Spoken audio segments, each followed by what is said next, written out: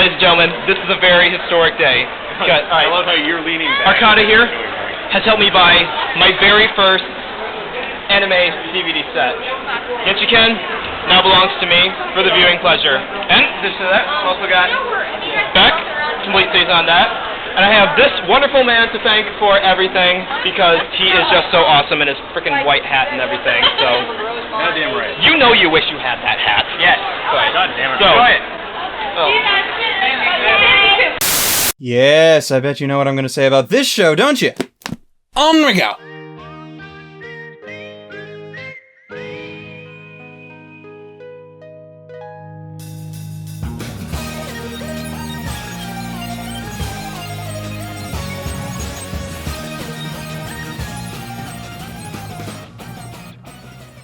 Do you consider yourself an otaku? Do you? Do you really? Do you watch a lot of anime?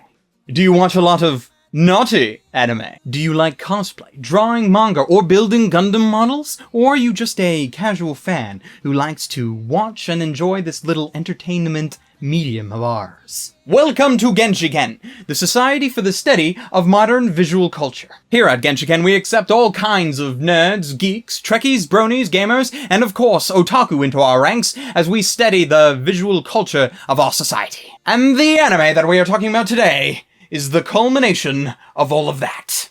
Genshiken was brought to us in 2004 by Palm Studios, whose only other anime of note to this day is Bartender, the slice-of-life alcohol-filled anime that I talked about a while back. In 2005, Media Blasters licensed and dubbed this show for all of America to see. Like bringing a magic mirror over from a distant land, we can now see exactly what we look like, and we can show others exactly what they are getting themselves into.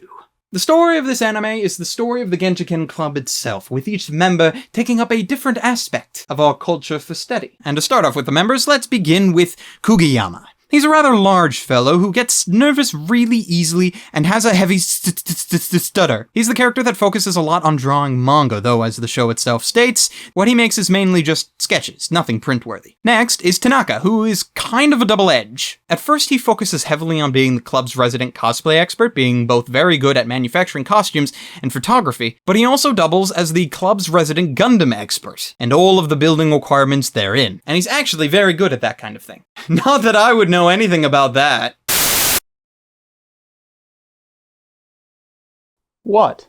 Tanaka's cosplaying expertise is then downscaled at the introduction of Ono, the first official female member of Genshiken whose life seems to revolve around cosplay. Well, that and heavy-set wrestling guys. Kosaka is the representative for the video game aspect of the show. While many of the members of Genshiken do play video games, Kosaka is the undefeated master of all of them, especially fighting games. And although he may be a master at that, when it comes to his girlfriend, he is the most airheaded doofus to ever exist on screen, much to Kasakabe's dismay. Kasakabe is not an official member of Genshiken, as she sees the whole club as a bunch of freaks, and only hangs around with them to be with Kosaka. Out of all of the cast members, she is one of three that could be considered a main character, as her whole outlook on the various aspects of otaku culture that we love so much is that they are vile and disgusting to her. Second to last is Madarame, who sums up most every aspect of otaku culture and takes it to the hardcore extreme. He's like the nerd's nerd, with infinite knowledge and being very analytical in his decisions. He purchases his anime and manga merely because he wants them, regardless of their cost, gladly taking a cheaper lifestyle and food to meet his goal. He represents the very best, or in some cases, the very worst that our fandom has to offer, and as such is one of the most entertaining characters. Lastly, there is Sasha Hara, and while I personally think that he, Madarame, and Kasakabe share the main character role, Sasha Hara is at the very top. He starts off with only a casual interest in anime and manga, but along with the viewer, is sucked into the world of Genshiken and all that it entails. As he learns, so do we. As he suffers, so doth we suffer. He doesn't have any distinguishing aspect of the culture to him, and because of that he's one of the few very well-rounded members, which makes him perfect for having a camera behind his head most of the time as the show progresses. The plot really isn't overarching at all, at least not until later seasons. Season 1 mainly just gives an episode to each individual aspect of the culture that it wants to study, both for the aspects of the various members as well as giving an episode to things like Comic Fest and somehow weaving a beach episode in there somehow. One of the more interesting things about this show that I really liked is actually another show called Kujibiki Unbalance. It's a show within Genshiken that was originally created, I would assume, for the purpose of having an anime show that our main characters could enjoy and critique at their leisure. It's an anime within an anime that we watch the anime characters watch that is now its own anime that we can critique without the anime characters critiquing it, and it's like, we need to go deeper. But the great thing about the show is that it's a wonderful template. It's a good way to introduce people, yourself included, to the society that we live in. There is the danger, of course, that you might get freaked out, as some of the aspects of our culture are a little disturbing. Adult video games. On these shelves and in that locker. Even the girl on the poster behind you is a character from an adult video game. You play a game that takes her clothes off? But she's a child! That's the whole point of the game. It's strip mahjong. And the character's in high school. Now. It's not a strip game, it's a rape game! Disgusting! The story never dips into the more secluded aspects of our culture, leaving that for things like Welcome to the NHK, but it presents itself as a much more welcoming adventure into this medium that we love so very much. While the story is where all the entertainment is, Genshiken is slightly lacking in the technical area. The animation does not look bad per se, but it's very obvious that this is not a very high-budget show. This is all in comparison to shows of 2012, of course, as back then the animation was actually fairly good. It's not overly digital or filled with glossy characters as some action shows of the era tend to be. In fact, even by today's standards, I would have to applaud the animators on the level of detail in their backgrounds, from things like the scenes at Comic Fest to the heavily used backdrop that is the Genshiken Clubroom. What I guess I could say about it is that the animation is slightly dated, but if you don't care about such things, then you should have no problem. Now, when you get into the comparison of the dub and the sub for the show, you get into a bunch of very interesting things. Generally, when I compare a sub to a dub, there's usually one of them that is vastly superior to the other.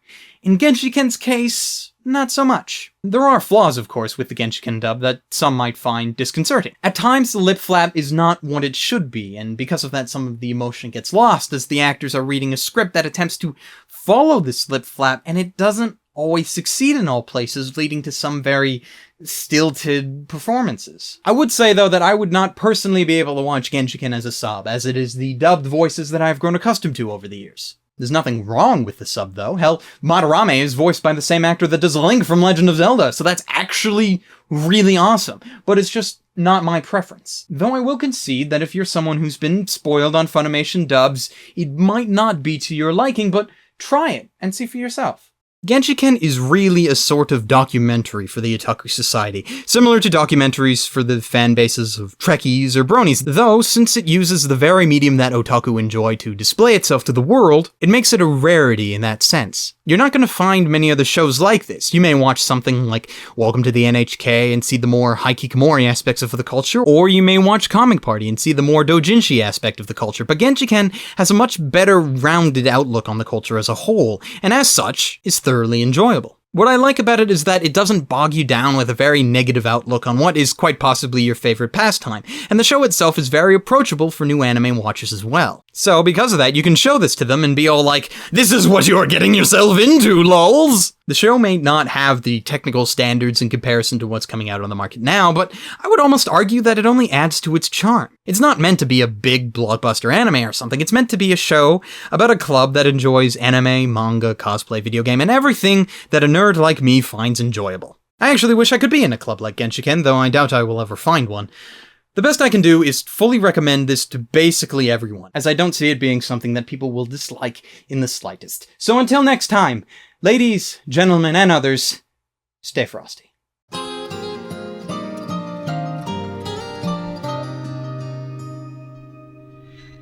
遠回りも近道もしない